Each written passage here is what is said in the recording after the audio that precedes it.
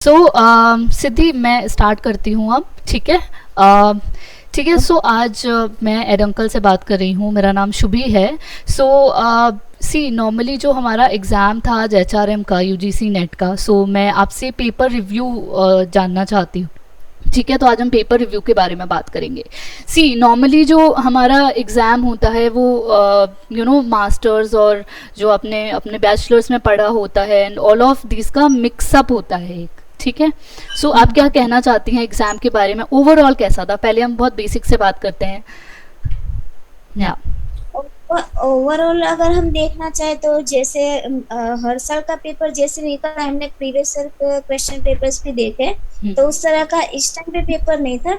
जो paper one था उसमें रीजनिंग और टीचिंग एप्टीट्यूड ज्यादा था। फिर इंग्लिश लिटरेचर हम देखें तो वो भी देखने को मिलता है, पर आज तो 1 मार्क का भी पेपर वन में इंग्लिश ग्रामर वगैरह कुछ था नहीं। और ज्यादा रीजन और एजर्शन वाले क्वेश्चन थे और स्टेटमेंट्स वाले थे।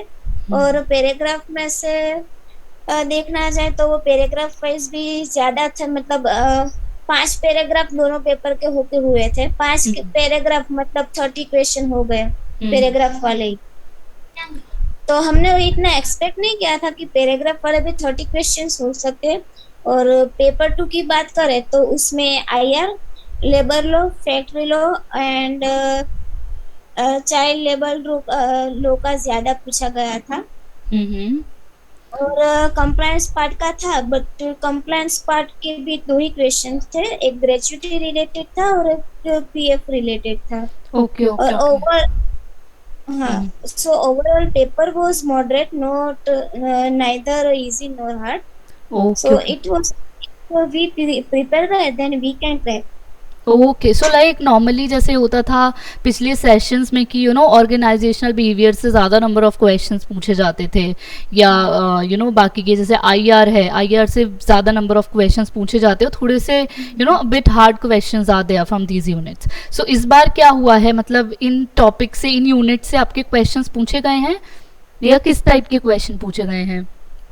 ओबी में उतना कुछ नहीं पूछा गया था। मोस्टली अगर हम देखना चाहे तो फैक्ट्री एक्ट था और लेबर लॉ था, वही ज्यादा पूछे गए थे। हमने इतना एक्सपेक्ट नहीं किया था कि लॉ रिलेटेड मोस्टली पेपर अगर हम देखना चाहे पार्ट टू तो 55% लॉ, 55 to 60% लॉ के रिगार्डिंग क्वेश्चन थे। Okay okay okay. तो सो लॉ की इतनी नहीं थी।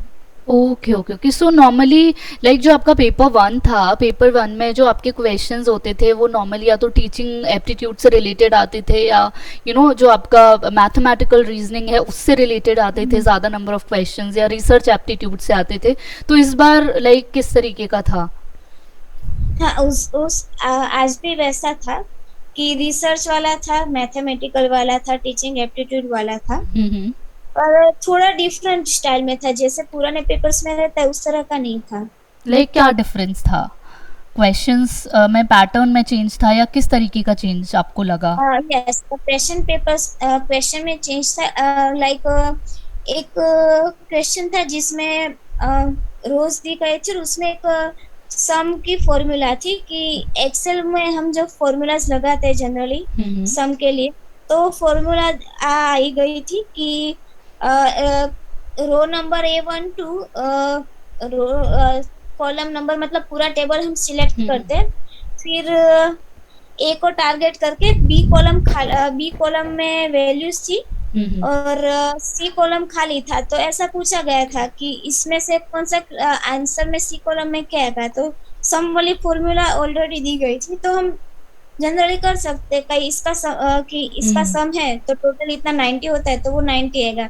और फिर दूसरा भी टेबल बेस पे ही था, तो मोस्टली मैथमेटिकल और रीजनिंग वाले थे वो टेबल बेस ही थे कि एक टेबल दिया गया है तो उसमें 6-7 क्वेश्चन तो ऑलरेडी रहते थे। फिर कॉस्ट ऑफ प्रोडक्शन था, इसमें एक क्वेश्चन ऐसा था कि चार चार कंपनीज थी, तो चारों का मिला के 50 करोड़ का प्रोडक्शन था।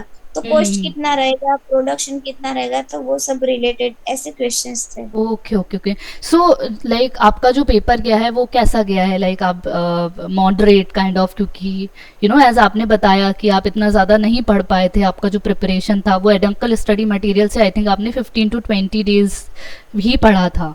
So less than days. Okay, so like एडंकल स्टडी मटेरियल ने आपकी किस तरीके से हेल्प की, लाइक आपको कैसा लगता है कि कितना हेल्प हो सकती है आपकी इससे?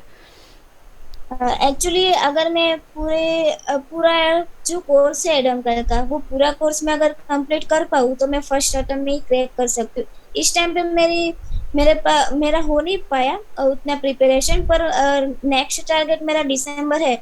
मैं दिसंबर के लिए पूरे एफर्ट्स लगाऊंगी, और एडंकल मटेरियल है जो उसमें पेपर 1 का हमें सब वीडियोस लेक्चर्स रिकॉर्डेड है, कभी भी कहीं भी देख सकते हैं, मॉक टेस्ट है। और हम्म जो पेपर 2 के लिए हमें जो बुक्स प्रोवाइड की गई है, तो हम्म उसमें ऑलमोस्ट सब टॉपिक्स कवर रहते हैं। तो अगर हम्म। हम जेन्युइनली अगर प्रिपरेशन करें तो 100% हम क्रैक कर सकते हैं विद द हेल्प ऑफ एडंकल material. And mentee supports are very good. They can reply at any time. They never ignore our messages. That's very nice. So see, जैसे कि आपको जो डॉक्यूमेंट्स भी मिलते हैं लाइक पेपर एनालिसिस हो गया and all of these things, so आपको क्या लगता है कि वो कितना हेल्पफुल Yes. होता है? वो जैसे कि हमें करंट अफेयर्स दिए जाते हैं मेल में।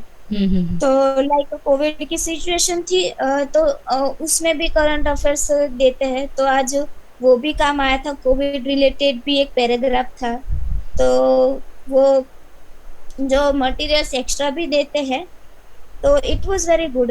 एक्चुअली मैंने ना एड अंकल का मुझे उतना कुछ एक्सपीरियंस या फिर मैं पता भी नहीं था, तो मैंने एक क्लास पर मैंने एक एप्लीकेशन दूसरी परचेज की थी, पर मुझे वो अच्छा नहीं लगा। मैंने एक वीक किया, फिर मुझे एड अंकल के मैंने गूगल में रिव्यू किए, फिर रिव्यू देख के मैंने एड अंकल का मटेरियल, ऑलरेडी मेरे पास एक कोर्स परचेज किया हुआ था, फिर भी मैंने रिव्यू देख के एड अंकल का मटेरियल परचेज की, और मैं अभी सेटिस्फाई हूँ कि अच्छा मैंने एड अंकल मटेरियल परचेज किया। तो मेरी जो भी प्रिपरेशन हुई है वो टोटली एड अंकल मटेरियल से ही हुई है, और जो भी आज मैंने अटेम्प्ट किए वो सब एड अंकल के मटेरियल से ही किया है।